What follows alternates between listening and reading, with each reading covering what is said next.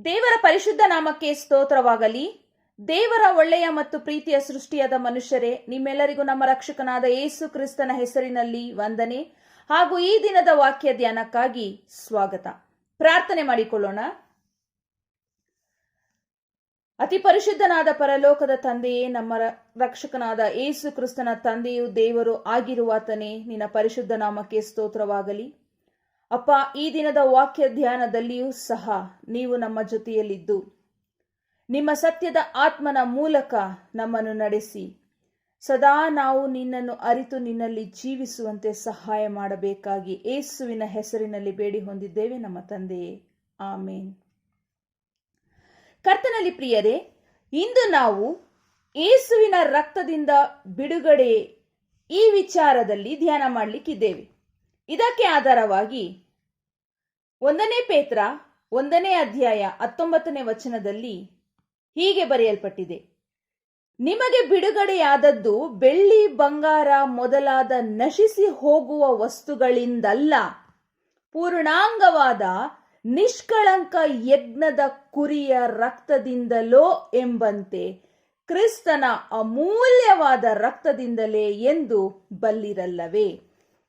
ಅಂದರೆ ನಮಗೆ ನಮ್ಮ ಪಾಪಗಳಿಂದ ಬಿಡುಗಡೆಯಾಗುವುದು ಯೇಸು ಕ್ರಿಸ್ತನ ರಕ್ತದಿಂದಲೇ ಹೊರತು ಯಾವ ನಶಿಸಿ ಹೋಗುವಂತ ಬೆಳ್ಳಿ ಬಂಗಾರಗಳಿಂದಲ್ಲ ಎಂಬುದು ಇಲ್ಲಿ ಸ್ಪಷ್ಟವಾಗಿ ಗೊತ್ತಾಗ್ತಾ ಇದೆ.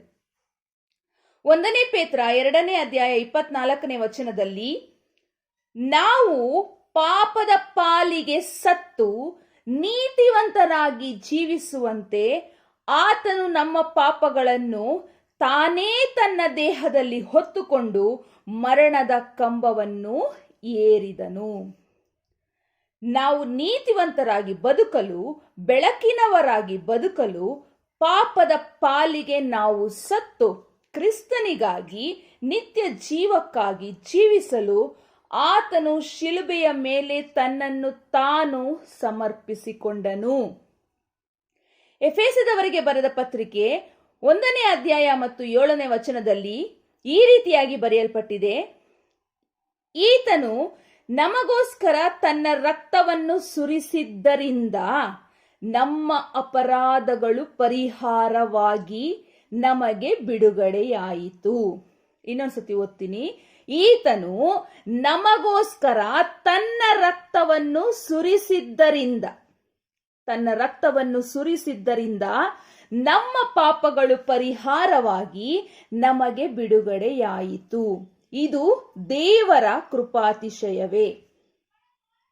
ಆತನು ನಮಗೋಸ್ಕರ ತನ್ನನ್ನು ತಾನು ಶಿಲುಬೆ ಮೇಲೆ ಸಮರ್ಪಿಸಿಕೊಂಡರು, ನಮ್ಮನ್ನು ನಮ್ಮ ಪಾಪಗಳಿಂದ ಬಿಡಿಸುವುದಕ್ಕಾಗಿ.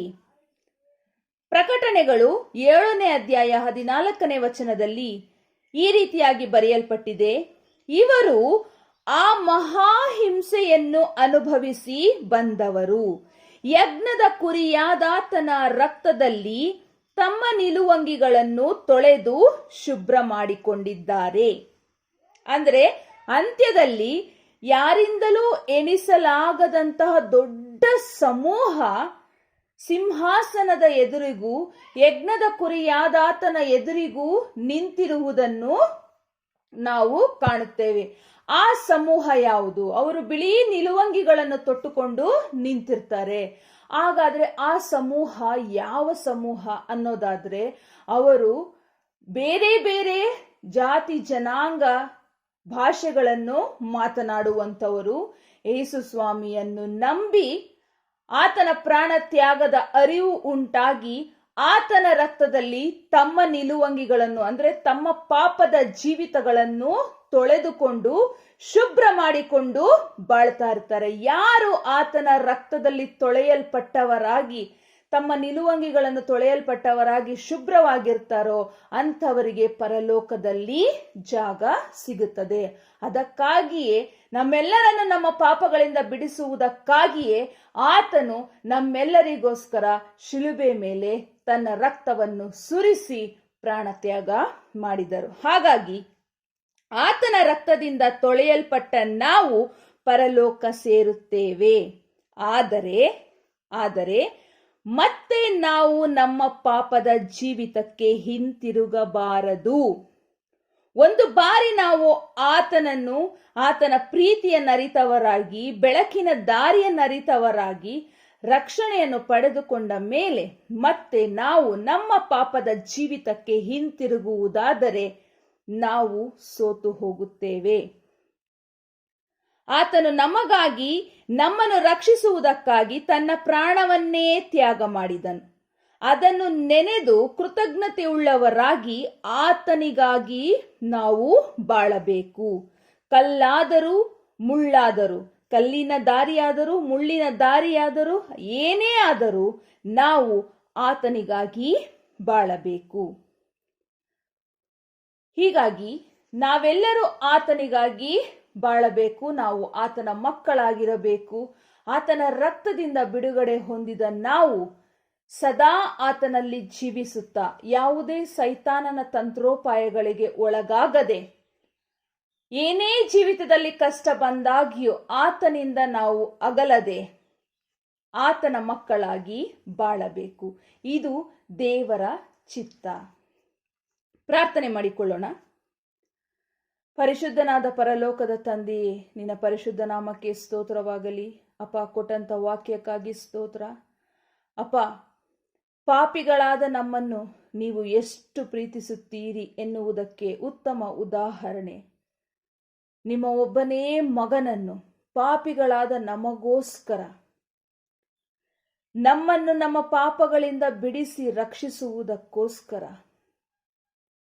ಆತನೊಂದಿಗೆ ಸದಾ ನಮ್ಮನ್ನು ಸೇರಿಸಿಕೊಳ್ಳುವುದಕ್ಕೋಸ್ಕರ ಶಿಲುಬೆ ಮೇಲೆ ಆತನನ್ನು ತ್ಯಾಗ ಮಾಡಲಿಕ್ಕೆ, ಆತನ ಪ್ರಾಣವನ್ನು ತ್ಯಾಗ ಮಾಡಲಿಕ್ಕೆ ಕೊಟ್ಟಿದ್ದಕ್ಕಾಗಿ ನಿನಗೆ ಸ್ತೋತ್ರ ಸ್ವಾಮಿ. ಪಾಪಿಗಳಾದ ನಮ್ಮ ಮೇಲೆ ನಿಮಗಿರುವ ಪ್ರೀತಿ ಅಪಾರವಾಗಿದೆ ಎಂಬುದು ಈ ಒಂದು ಘಟನೆಯಿಂದ ನಾವು ತಿಳಿದುಕೊಂಡಿದ್ದೇವೆ ತಂದೆಯೇ. ನಿನ್ನ ಮಗನನ್ನು ಬಲಿ ಕೊಡುವಷ್ಟು ಪಾಪಿಗಳಾಗಿ ನಾವು ಜೀವಿಸುತ್ತಿರುವಾಗ ನಮಗಾಗಿ ನೀವು ಮಾಡಿದ ತ್ಯಾಗ ಎಷ್ಟೋ ದೊಡ್ಡದು ಸ್ವಾಮಿ. ಅದನ್ನು ಎಣಿಸಲು ಅಸಾಧ್ಯವು ತಂದೆಯೇ. ನಿಮ್ಮ ಈ ಒಂದು ಉಡುಗೊರೆಗಾಗಿ, ಈ ಒಂದು ತ್ಯಾಗಕ್ಕಾಗಿ ನಿಮಗೆ ಕೋಟಿ ಕೋಟಿ ಸ್ತೋತ್ರಪ್ಪ. ಅಪ್ಪ, ಅದರಂತೆಯೇ ಆತನು ನಮಗಾಗಿ ಸುರಿಸಿದ ರಕ್ತದಿಂದ ನಾವು ನಮ್ಮ ಪಾಪಗಳನ್ನು ತೊಳೆದುಕೊಂಡವರಾಗಿ ಸದಾ ಆತನಿಗಾಗಿ ಜೀವಿಸಿ ಬಾಳಲು ಸಹಾಯ ಮಾಡು. ನಮ್ಮ ಜೀವಿತದಲ್ಲಿ ಏನೇ ಆದರೂ, ನಾವು ಏನೇ ಪಡೆದುಕೊಂಡರೂ ಏನೇ ಕಳೆದುಕೊಂಡರೂ ಎಲ್ಲವೂ ನಿನ್ನ ಇಚ್ಛೆಯಂತೆಯೇ ಆಗಲಿ ಸ್ವಾಮಿ. ಒಟ್ಟಿನಲ್ಲಿ ನಾವು ನಿನಗಾಗಿ, ನಿನ್ನ ಪ್ರೀತಿಯ ಮಕ್ಕಳಾಗಿ ಬಾಳಬೇಕು ಸ್ವಾಮಿ.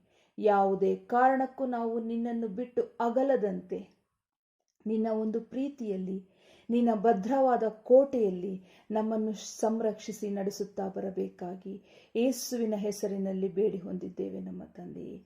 ನಮ್ಮನ್ನು ನಾವು ತಗ್ಗಿಸುತ್ತೇವೆ. ಎಲ್ಲಾ ಘನ ಮಾನ ಮಹಿಮೆಯು ಯುಗಾಂತರಗಳಲ್ಲಿಯೂ ನಿನಗೆ ಸಲ್ಲಿಕೆಯಾಗಿರಲಿ ತಂದೆಯೇ. ಆಮೇನ್.